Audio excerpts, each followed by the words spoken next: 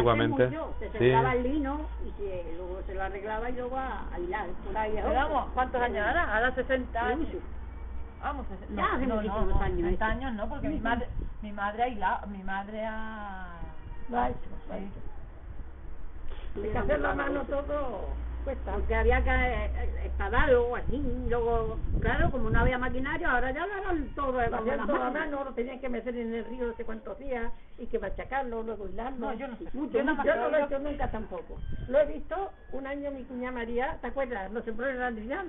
Sí, Tenía se lo llevó una nube. Un cuadro así como de esta. Mi abuela Juana lo hacía mucho también lo tenía mi abuela Juana. Y vino una tormenta y ya que estaba florido, bien florido, que fue bonita la flor, Pues ya ves, lo arrasó todo. se vino al Hay un pueblo. montón de cascotes así encima del lino. Se vino al pueblo y dice, no me reguéis el lino, que está allá para Sí. cogerlo. No se le regala. Ahora fuimos y no había quedado ni una rama fuera del cascote. Porque estaba sobre un regato y al llegar la tormenta fuerte, pues vino tierra y se lo aterró. Madre mía. Madre mía. Y luego aquí se hilaba entonces también, además de sembrarlo.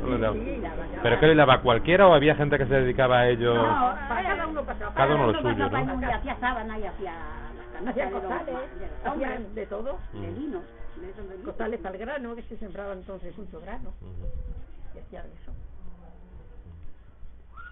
Y eso ya se perdió entonces, ¿no? Ya, aquí No, ya con no los se vio siembra yo nada. ya. Ese ya no hay nada. Bueno, Sí. sembró un Ya poco hace años, la avena, la ceba y el trigo, he conocido un poco, pero no.